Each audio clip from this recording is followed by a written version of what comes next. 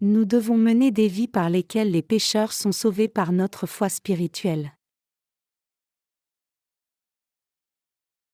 Genèse 6, 1, 8.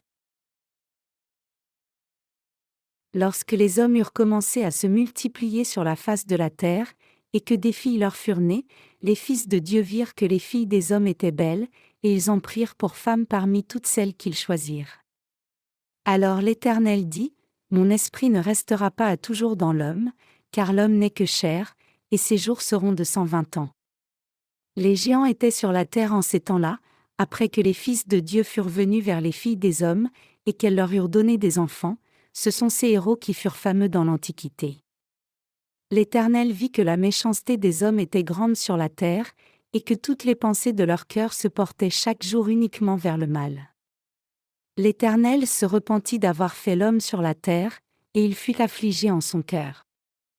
Et l'Éternel dit, « J'exterminerai de la face de la terre l'homme que j'ai créé, depuis l'homme jusqu'au bétail, aux reptiles, et aux oiseaux du ciel, car je me repens de les avoir faits. » Mais Noé trouva grâce aux yeux de l'Éternel. En Genèse chapitre 5, la généalogie d'Adam est rapportée comme suit. Voici le livre de la postérité d'Adam. Lorsque Dieu créa l'homme, il le fit à la ressemblance de Dieu. Il créa l'homme et la femme, il les bénit, et il les appela du nom d'homme, lorsqu'ils furent créés. Adam, âgé de 130 ans, engendra un fils à sa ressemblance, selon son image, et il lui donna le nom de Seth. Les jours d'Adam, après la naissance de Seth, furent de 800 ans, et il engendra des fils et des filles. Tous les jours qu'Adam vécut furent de 930 ans, puis il mourut. Genèse 5, 1, 5.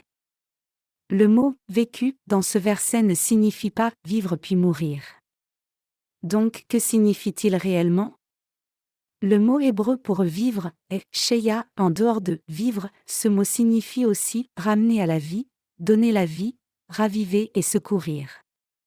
En d'autres termes, Adam a aussi reçu le salut du péché en croyant en la justice de Dieu exactement de la même manière que nous, et il a diffusé l'évangile de l'eau et de l'esprit aux âmes perdues qui étaient tombées dans le péché si profondément afin qu'elles puissent aussi recevoir la rémission du péché. Il a ainsi fait l'œuvre de donner une nouvelle vie aux perdus puis est allé devant Dieu. Après qu'Adam ait rencontré le Seigneur, durant toute sa vie il a travaillé avec lui. Adam a vécu sa vie entière pour sauver d'autres âmes. C'est exactement la vie des justes comme elle apparaît dans la Bible. Après avoir reçu le salut du péché en croyant en l'évangile de l'eau et de l'esprit et jusqu'à ce que nous allions devant le Seigneur, nous devons faire l'œuvre qui permet aux gens de recevoir une nouvelle vie. Les justes n'ont pas d'autre choix que de sauver les gens de ce monde de leurs péchés puis aller devant Dieu. Au jour présent, nous qui croyons en l'évangile de l'eau et de l'esprit vivons difficilement 1/10 de la durée de vie de nos ancêtres dans la foi. Actuellement, si quelqu'un vit au-delà de 80 années de vie, on considère que c'est une longue vie. Quand je vois les gens d'un bon âge, un grand respect monte en moi. Le simple fait de vivre dans ce monde si difficile jusqu'à maintenant et de gérer les nombreuses difficultés me donne une raison à ce respect. Mais nos prédécesseurs dans la foi ont vécu 10 fois plus longtemps que les gens d'aujourd'hui, alors combien difficile cela a dû être pour eux? Je respecte réellement ceux qui, pendant une si longue période dans le temps, ont diffusé la justice de Dieu et gardé leur foi intacte. Nous devons penser au chemin de nos vies une fois de plus. J'ai seulement passé 50 années de vie, mais je ne peux que confesser que ma vie était aussi difficile que celle de Jacob. Je veux dire que même si j'ai vécu seulement jusqu'à mon âge actuel, j'ai déjà expérimenté beaucoup de choses très, très dures. Je suis certain que la même chose est vraie pour vous aussi. Je pense que vous êtes d'accord avec moi sur le fait que, même si nous n'avons pas vécu si longtemps, nous avons expérimenté beaucoup de choses déplaisantes. Mais quand le Seigneur reviendra sur cette terre, ceux qui croient en l'évangile de l'eau et de l'esprit iront dans son royaume. Jusqu'à ce que ce jour arrive, nous devons continuer fermement à vivre et à faire l'œuvre de Dieu puis aller vers lui avec joie. Pour ce faire, en menant notre vie sur la terre, nous devons nous dévouer par la foi à l'évangile de la justice de Dieu. Quand nous considérons nos ancêtres dans la foi qui ont vécu 900 ans puis sont morts, cela signifie qu'ils ont accompli l'œuvre de Dieu pendant plus de 900 ans puis sont repartis vers Dieu. Tout comme cela, nous devons aussi faire l'œuvre de Dieu de tout notre cœur, puis aller vers Dieu. Nous désirons tous vivre sur la terre en nous consacrant à l'œuvre de Dieu pour la diffusion de l'évangile de l'eau et de l'esprit puis aller vers lui. À l'avenir, quand le royaume millénaire viendra, nous vivrons là pendant 1000 ans comme des rois puis nous irons dans le royaume éternel des cieux. Nos ancêtres dans la foi ont vécu pendant presque 1000 ans, donc, je crois que Dieu restaurera notre âge originel au temps du royaume millénaire. Quel est notre devoir en tant que justes sur la terre ? C'est de témoigner de l'évangile de l'eau et de l'esprit aux gens du monde.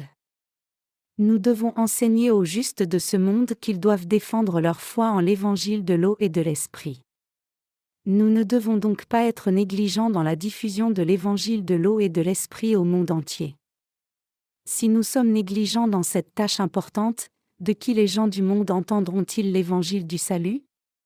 Si cela devait arriver, l'humanité ne pourrait pas entendre l'évangile de vérité et ne recevrait donc pas la rémission des péchés comme conséquence et verrait la ruine à cause des péchés. La Bible nous dit que le Seigneur reviendra quand nous aurons rempli le ministère du témoignage du Seigneur jusqu'au bout du monde.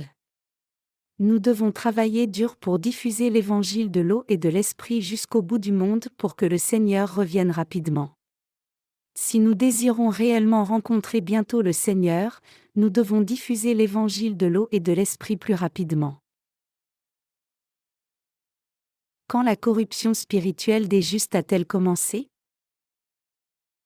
La corruption spirituelle des justes a commencé quand ils ont essayé de faire l'œuvre de Dieu en union avec des gens qui ne connaissaient pas l'évangile de l'eau et de l'esprit. Si les justes qui ont reçu la délivrance du péché en croyant en l'évangile de l'eau et de l'esprit devaient se joindre à des pécheurs pour faire l'œuvre de Dieu, ils diminueraient la justice de Dieu et finiraient maudits et ruinés. Si cela arrivait, ils seraient aussi condamnés par Dieu et les autres âmes tomberaient par conséquent dans la ruine aussi.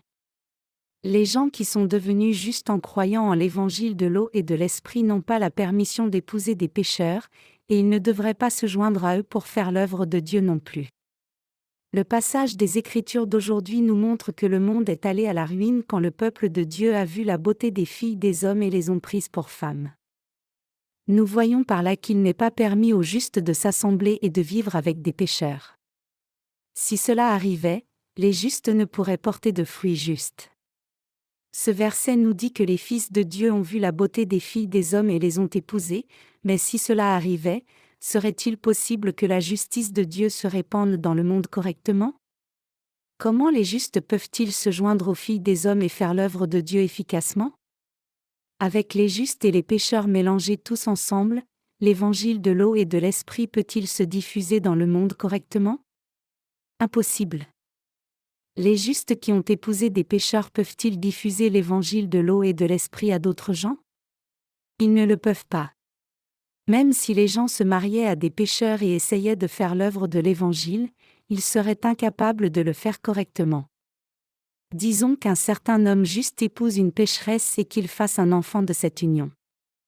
Et si l'homme juste enseigne son enfant au sujet de l'évangile de l'eau et de l'esprit, sa femme pécheresse l'approuvera-t-elle ? Si l'un d'eux est encore pécheur, ils seront spirituellement à l'antagonisme pour leur partenaire qui enseigne à l'enfant l'évangile de l'eau et de l'esprit. Ils s'opposeraient fortement en disant « Chérie, arrête de parler de ce truc. Tu ne peux pas demander à l'enfant de comprendre ça.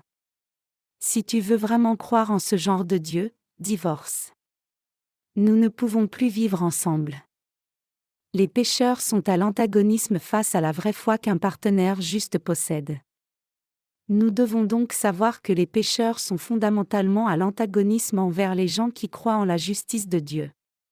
Si ce genre de situation est réellement matérialisé, alors réfléchissez à quel point vous allez souffrir.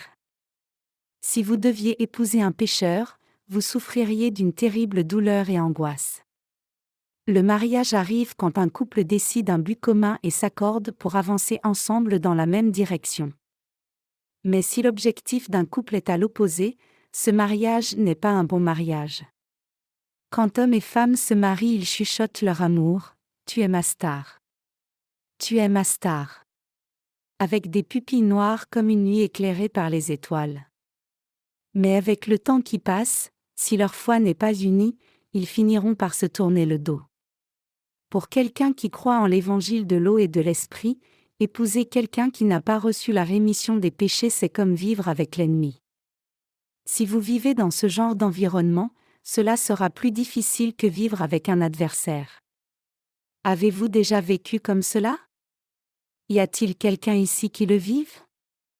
Si oui, partagez à votre partenaire l'évangile de l'eau et de l'esprit. Puis priez que Dieu adoucisse son cœur pour recevoir l'évangile de l'eau et de l'esprit. Les plus jeunes frères et sœurs doivent entendre et écouter les paroles des dirigeants d'église et prendre un partenaire né de nouveau pour mari ou femme et mener une vie juste en travaillant pour l'évangile. Mais s'ils ne le font pas ou s'ils refusent de recevoir la direction de l'église, se marient et vivent avec ceux qui ne croient pas en l'évangile de l'eau et de l'esprit, ils vivront certainement un enfer spirituel. Les justes ne peuvent pas volontairement vivre en union avec des pécheurs. Les pécheurs ne comprennent pas quand les justes sourient. Ils se méprennent et demandent « Pourquoi cette personne sourit-elle comme cela ?»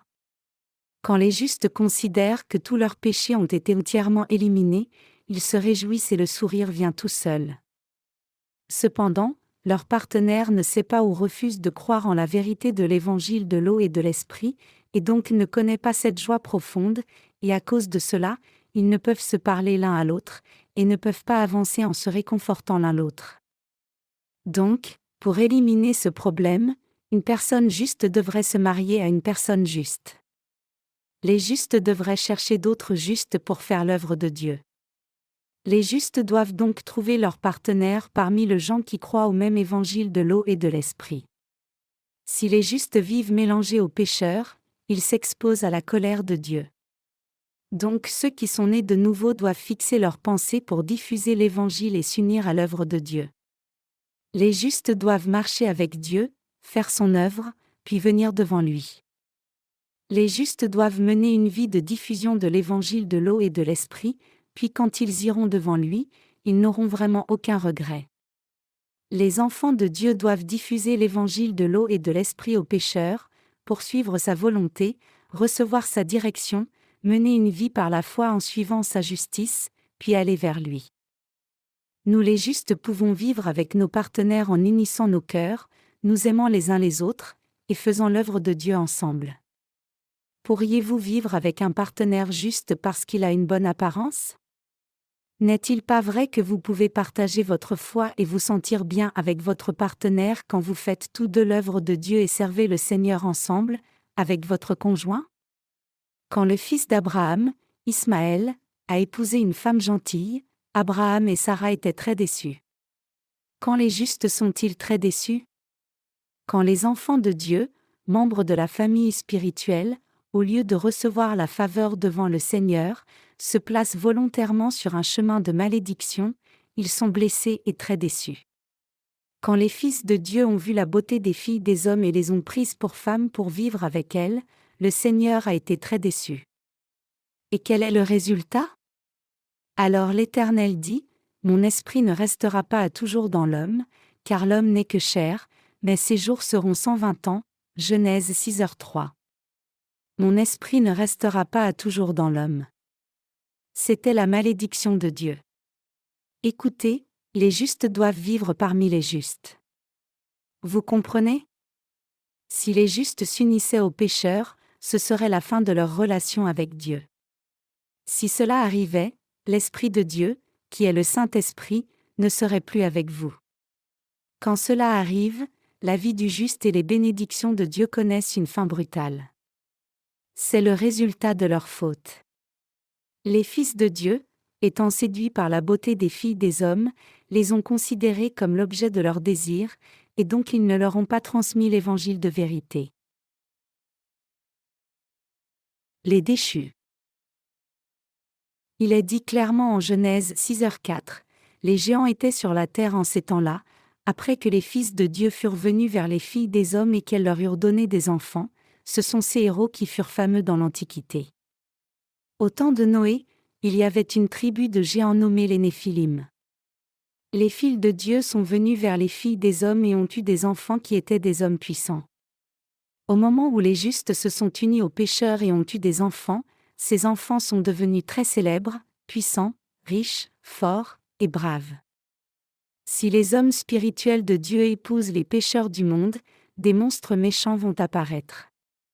Ces descendants ne sont autres que les dirigeants chrétiens grands et célèbres. Aujourd'hui aussi, dans les communautés chrétiennes de ce monde, des dirigeants célèbres sont les dits évangéliques. Ces gens savent très bien qu'ils ne peuvent pas être délivrés du péché par la loi de Dieu, donc ils disent que l'on peut seulement recevoir la rémission des péchés par le sang de Jésus à la croix.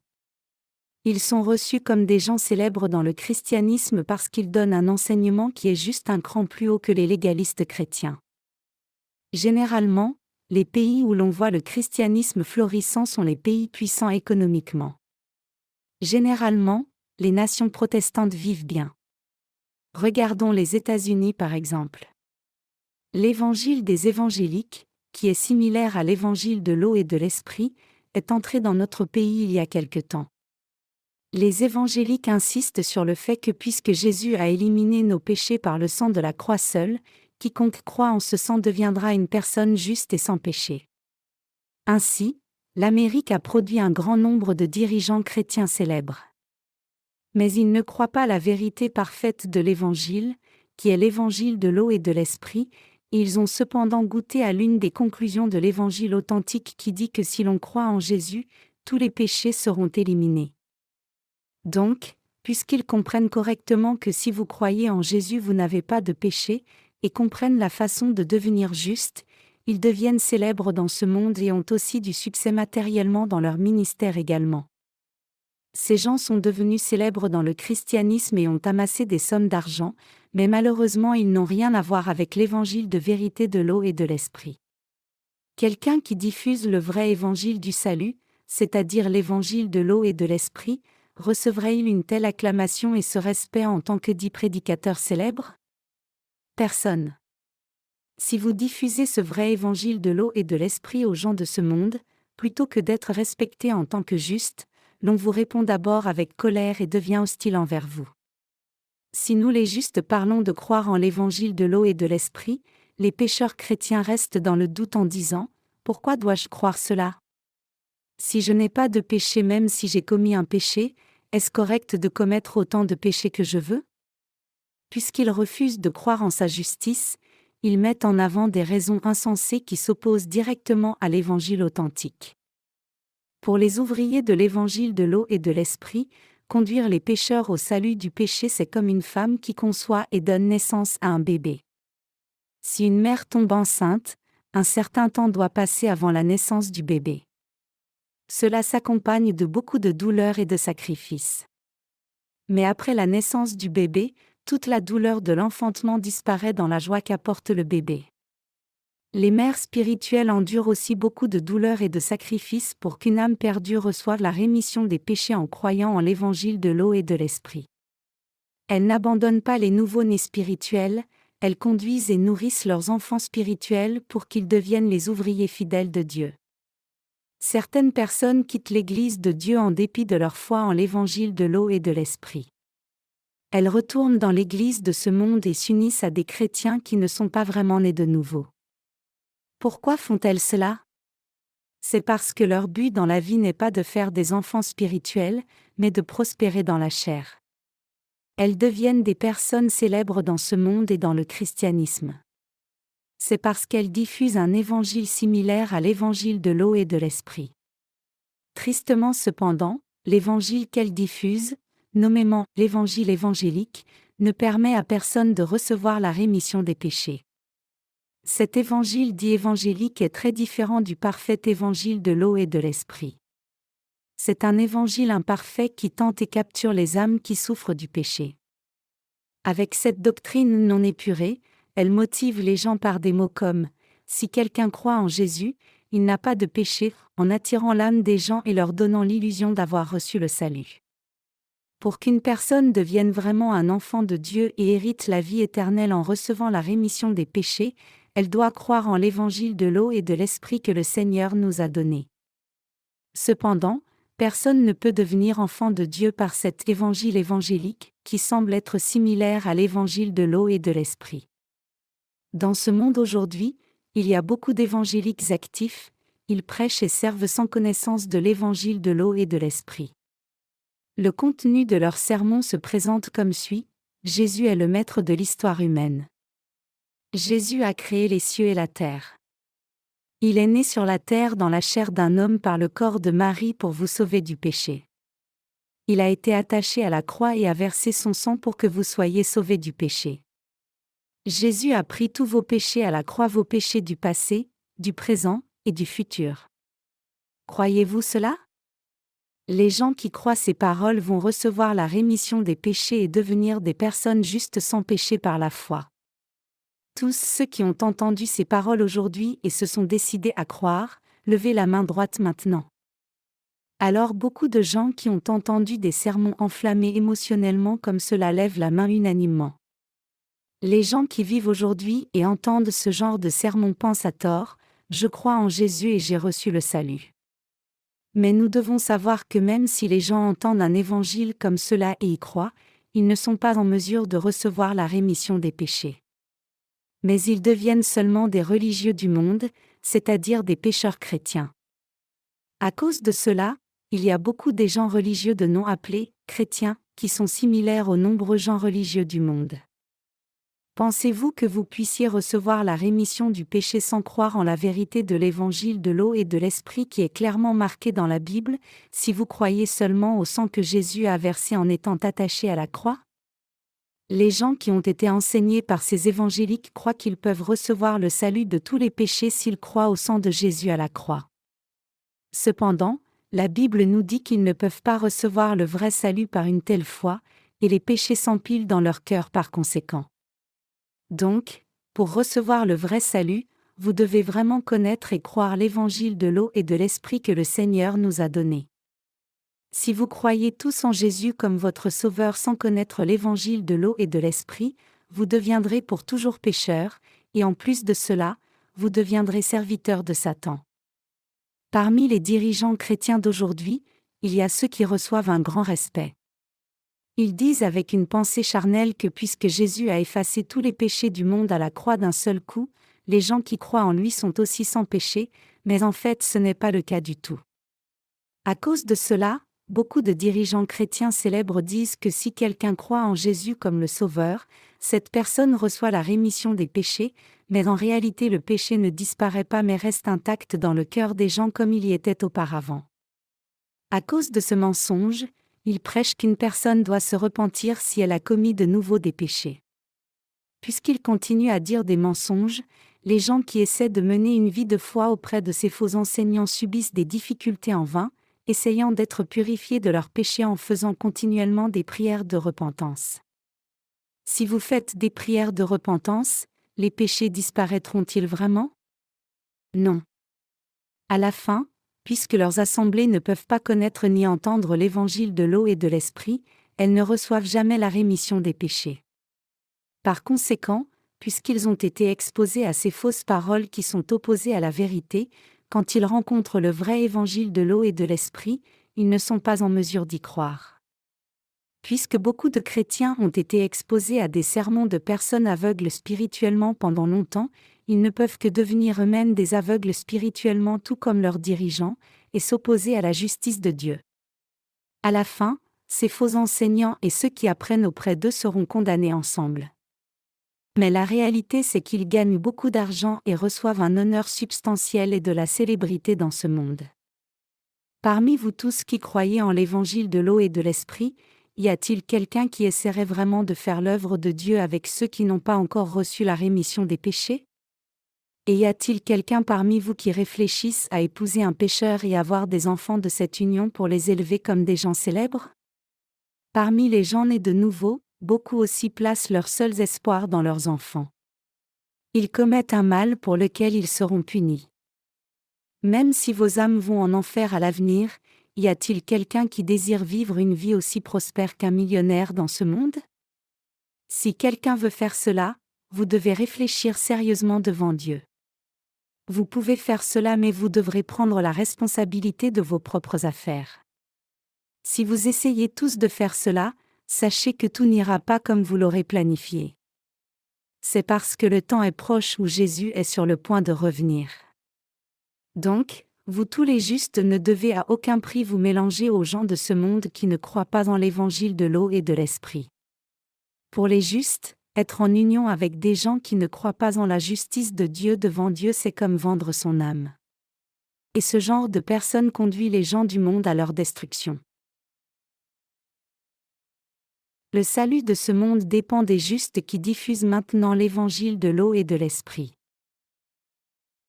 Les bénédictions ainsi que les malédictions de ce monde dépendent du fait que les justes diffusent ou non l'évangile de l'eau et de l'esprit. Ceux qui croient en l'évangile de l'eau et de l'esprit donné par Dieu ne devraient pas vivre avec les gens de ce monde. Si les justes cherchaient les choses de ce monde et ses envies, et s'ils aspiraient après les gens qui ne sont pas encore nés de nouveau, cela amènerait certainement leur ruine corps et esprit, y compris aux gens de ce monde. En d'autres termes, si les justes vivaient en union avec les gens du monde, ce ne seraient pas seulement eux-mêmes qui seraient détruits, mais ils détruiraient aussi les gens de ce monde. Croyez-vous tout cela? Dieu a balayé le monde dans un déluge parce que les justes vivaient en union avec les gens de ce monde. Il est écrit en Genèse 6, 5-7, l'Éternel vit que la méchanceté de l'homme était grande sur la terre, et que toutes les pensées de leur cœur se portaient chaque jour uniquement vers le mal. L'Éternel se repentit d'avoir fait l'homme sur la terre, et il fut affligé en son cœur. Et l'Éternel dit, j'exterminerai de la face de la terre l'homme que j'ai créé, depuis l'homme jusqu'au bétail, aux reptiles, et aux oiseaux du ciel, car je me repens de les avoir faits. À ce moment-là, quand Dieu a regardé ce monde, il n'avait rien à attendre des justes. C'est parce que les justes étaient corrompus spirituellement, y compris tous ces gens.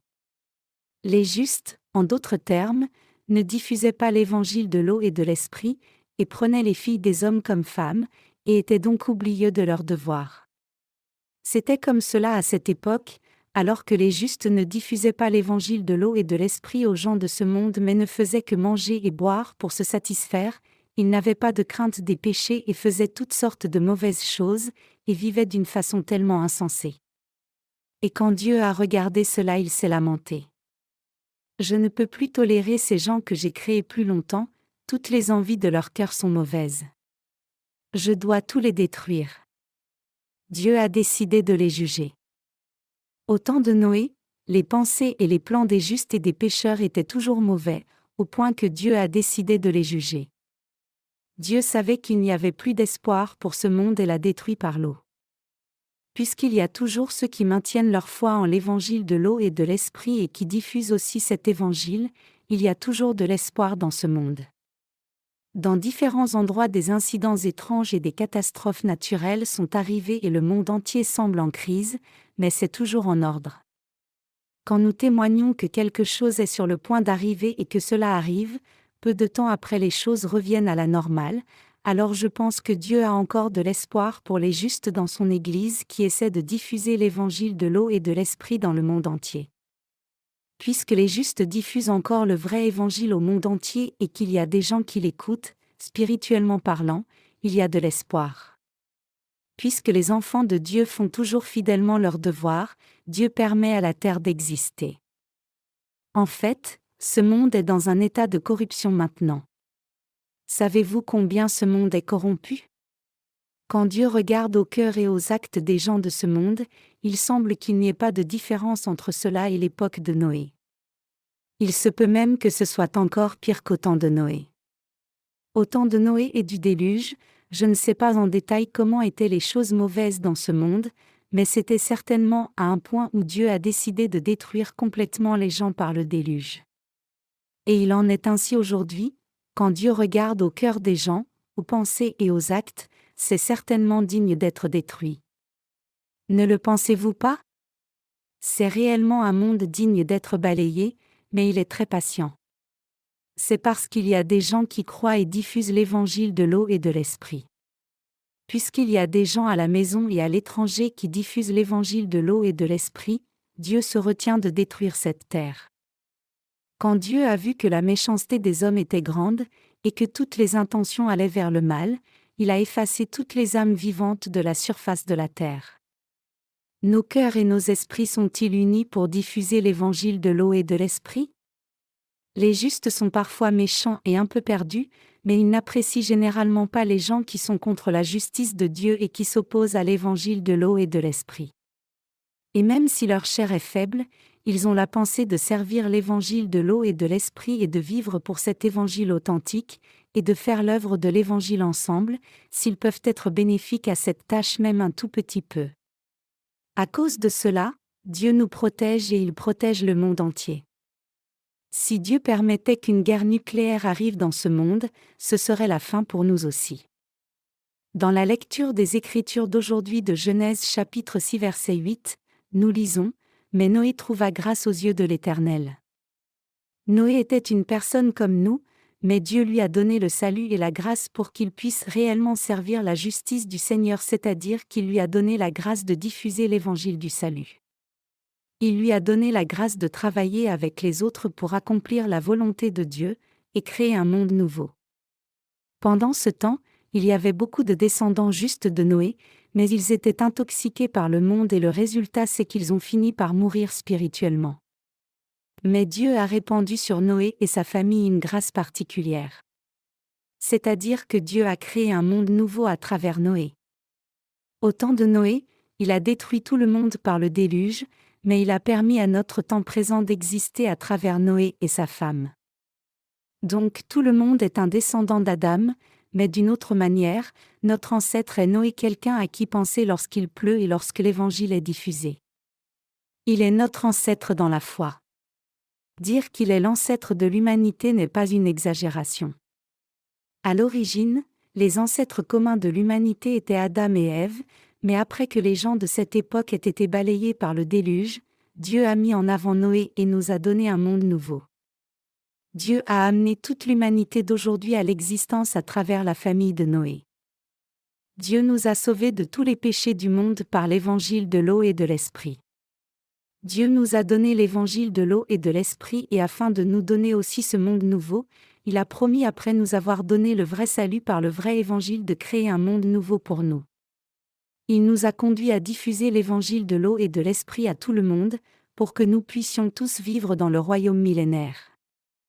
En d'autres termes, Dieu nous a confié l'œuvre du salut des gens de leurs péchés.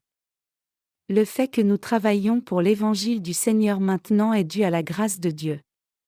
Pour vous tous, venir et vous asseoir dans son Église, servir le Seigneur, écouter l'évangile de l'eau et de l'esprit, rencontrer ses serviteurs et frères et sœurs après avoir reçu la rémission des péchés, et pouvoir servir l'évangile à votre place, toutes ces choses sont dues à sa grâce. Nous sommes des gens sur lesquels une grâce spéciale est répandue, tout comme la grâce était répandue sur Noé, une grâce spéciale de Dieu est aussi répandue sur nous. Dieu a créé un monde nouveau à travers Noé. Donc maintenant aussi, Dieu fait la même œuvre par vous et moi. Nous accomplissons sans doute la plus grande œuvre d'amener le royaume céleste sur la terre. Nous sommes cependant insuffisants, mais c'est néanmoins une belle chose de croire en la justice de Dieu et de changer nos pensées erronées pour revenir à la vraie foi, et faire l'œuvre de Dieu. Nous ne détestons pas la justice de Dieu. Dieu, je ne déteste pas ta justice. Et je ne déteste pas l'évangile de l'eau et de l'esprit. Bien que je sois prompt à être distrait et à regarder en arrière à cause de mes faiblesses, je ne méprise réellement pas l'évangile de l'eau et de l'esprit. Seigneur, fais-moi servir cet évangile authentique. Cela devrait être la prière de nos cœurs. Pour ceux qui croient vraiment en sa justice, reçoivent ses bénédictions, il nous a rendus capables de servir sa justice. Nous faisons maintenant l'œuvre juste qui peut donner une nouvelle vie aux gens, et donc nous héritons de la généalogie des justes, de l'œuvre même qu'ont fait Adam et Ève. Pourquoi sommes-nous devenus le genre de gens qui peuvent faire l'œuvre précieuse du service de la justice de Dieu et de la diffusion de l'évangile de l'eau et de l'esprit? C'est parce que nous avons hérité de la généalogie spirituelle d'Adam. Comment pouvons-nous devenir les gens qui sont capables de faire la même œuvre qu'ont fait les serviteurs dans la Bible? N'est-ce pas par la grâce de Dieu? Nous rendons réellement grâce à la justice de Dieu. Ce n'est pas juste Noé qui a reçu la grâce de Dieu, nous aussi avons reçu sa grâce. Les gens qui entendent l'évangile de l'eau et de l'esprit aujourd'hui, reçoivent la rémission de leurs péchés et reçoivent une énorme grâce de Dieu. Nous aussi, en servant Dieu, recevons cette grâce de Dieu. Notre vie, c'est l'amour de Dieu. Le fait même que nous vivions comme cela est en soi la bénédiction de Dieu.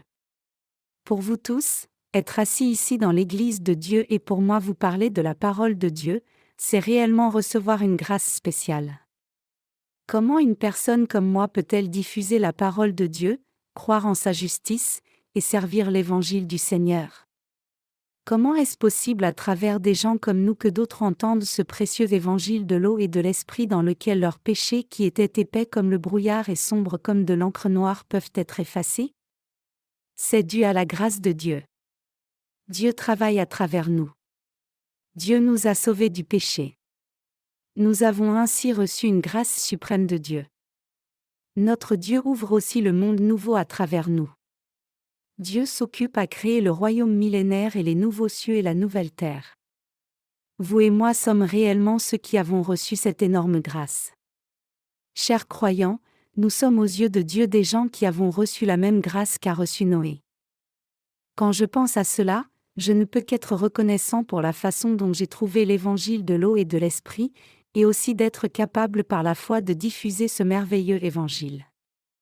Il y a un temps où je croyais sincèrement que si je croyais seulement au sang de la croix, je n'aurais pas de péché parce que j'avais entendu ce genre d'évangile, nombreuses fois. Mais mes péchés n'étaient pas éliminés par ce genre d'évangile. Cependant, en vertu de la grâce de Dieu, j'ai pu connaître et confirmer mon salut par l'évangile de l'eau et de l'esprit. Après cela, j'ai pu diffuser l'évangile de l'eau et de l'esprit à tous ceux avec qui j'entrais en contact. C'est un fait connu dans le ciel que nous, qui croyons en l'évangile de l'eau et de l'esprit, sommes des gens bien. Si nous ouvrons la bouche et disons la vérité, nous diffuserons l'évangile de l'eau et de l'esprit. Probablement que parmi nous certains auront entendu l'évangile de l'eau et de l'esprit de si nombreuses fois que cela aura fait siffler leurs oreilles. Il n'y a pas un seul jour où je n'ai pas essayé de diffuser l'évangile de l'eau et de l'esprit. Si l'évangile de l'eau et de l'esprit n'existait pas, je ne pourrais pas vivre dans ce monde. Je sais que vous êtes pareil aussi. Le Seigneur, par l'évangile de l'eau et de l'esprit, vous a tous sauvés du péché et a sauvé l'humanité entière. Donc, si ce n'était par cet évangile authentique, nous ne pourrions pas vivre même un jour. Cet évangile précieux que le Seigneur a accompli en venant par l'eau et l'esprit nous a parfaitement sauvés de tous nos péchés. Comment pourrions-nous oublier cet évangile? Si nous n'avions pas cet évangile de l'eau et de l'esprit, comment pourrions-nous diffuser cette glorieuse nouvelle aux gens et la croyance qui leur permet de recevoir le salut? Sans cet évangile, comment pourrions-nous vivre? Nous ne pourrions jamais servir la justice du Seigneur sans cet évangile. Comment pourrions-nous suivre la justice de Dieu? Comment pouvons-nous prier Dieu et le louer chaque jour et toujours le glorifier? Et comment, sans repos, pouvons-nous prier et être reconnaissants pour toutes choses? L'évangile de l'eau et de l'esprit nous rend heureux, nous amène à l'exalter, nous rend reconnaissants, nous conduit à le servir, et nous fait mener une vie de foi juste devant Dieu. Et cela nous conduit à faire l'œuvre juste du salut de nombreuses âmes du péché devant Dieu. Tout cela est dû à la grâce de Dieu. Si ce n'était par l'évangile de l'eau et de l'esprit, comment ferions-nous pour faire face à chacun en cachant nos actes honteux? Si ce n'était par la vérité de l'évangile de l'eau et de l'esprit, nos péchés n'auraient jamais été éliminés. Si tel était le cas, comment pourrions-nous vivre une longue vie dans ce monde dur? Et si l'évangile n'existait pas, quel genre d'espoir y aurait-il pour nous? La route serait sombre et effrayante. La Bible dit, « Et maintenant donc ces trois choses demeurent, la foi, l'espérance, et la charité, mais la plus grande des trois, c'est la charité. » 1 Corinthiens 13h13. Puisque Dieu nous aime tant, il nous a donné l'évangile de l'eau et de l'esprit afin de nous sauver de tout péché et jugement. Nous avons donc reçu le salut en croyant en la justice de Dieu. Nous avons reçu le salut du péché et obtenu la vie éternelle, et nous espérons entrer dans le royaume de Dieu. Tout le monde devrait croire en l'évangile de l'eau et de l'esprit, sachant que nos péchés ne peuvent pas être éliminés sans cet évangile. En croyant en cette parole de vérité, c'est-à-dire en l'évangile de l'eau et de l'esprit, tous nos péchés qui sont épais comme un nuage sont éliminés d'un seul coup. Dans notre vie jour après jour, nous expérimentons des choses imparfaites et commettons des péchés, mais vous pouvez rendre grâce et louer Dieu grâce à l'évangile de l'eau et de l'esprit. C'est parce que Dieu nous a donné ce bel évangile de l'eau et de l'esprit en cadeau. Pour nous, il n'y a rien de juste en dehors de l'évangile de l'eau et de l'esprit.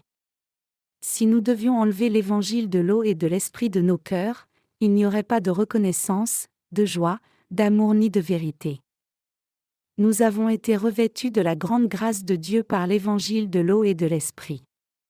En croyant en l'évangile de l'eau et de l'esprit, nous, comme Noé, en ces temps de la fin, avons reçu le grand salut d'amour. Au temps du grand déluge, les justes ne diffusaient pas l'évangile aux gens et se mariaient aux filles des hommes à la place, ils vivaient seulement pour les désirs de la chair. À cause de cela, ils n'ont pu éviter le jugement. À ce moment-là, du fait que le monde ait été couvert par l'eau, nous avons des ressources naturelles épuisables comme le pétrole et le charbon. Dieu nous a confié le devoir de diffuser la vérité de l'évangile de l'eau et de l'esprit à nous ses saints justes. Dieu désire que l'évangile de l'eau et de l'esprit soit diffusé à travers nous dans le monde entier. Donc, Dieu nous a donné, bien que nous soyons faibles, le rôle d'évangéliste pour prêcher ce vrai salut. Il y a encore beaucoup de gens qui doivent recevoir la rémission des péchés dans ce monde. Le Seigneur nous a dit clairement de diffuser l'évangile de l'eau et de l'esprit dans le monde entier. Dieu ne nous a pas juste donné cette grâce du salut, il a aussi fait de nous les derniers coureurs de l'évangile. Ainsi, en ce temps présent, nous sommes les derniers coureurs de cette course de relais de l'évangile. Nous ne savons pas quand la fin du monde viendra. Personne ne le sait. Mais nous savons qu'il ne reste pas beaucoup de temps pour diffuser l'évangile et travailler pour l'évangile. Donc, quand une occasion se présente, nous devons la saisir et faire tous les efforts pour diffuser l'évangile. Quand les gens de ce monde auront endurci leur cœur et que le chaos sera partout à travers les inondations, les tsunamis, les tremblements de terre et la guerre nucléaire, pourrons-nous alors diffuser l'évangile efficacement? Nous ne pourrons pas diffuser l'évangile. Tout comme Dieu a mis son espoir en Noé à l'époque pour prêcher l'évangile, Dieu met son espoir en nous en ce temps. C'est parce qu'il peut trouver de l'espoir seulement parmi ceux qui croient en l'évangile de l'eau et de l'esprit. Les gens qui croient en l'évangile de l'eau et de l'esprit sont ceux qui ont réellement reçu une grâce spéciale de Dieu. Chers croyants, vous ne vivrez pas jusqu'au vieil âge de 900 ans, mais j'espère et prie que vous viviez et fassiez tout votre possible pour diffuser l'évangile de l'eau et de l'esprit jusqu'au dernier jour de votre vie si le Seigneur le permet. Nous devons croire en la justice du Seigneur et marcher ensemble main dans la main avec le Seigneur.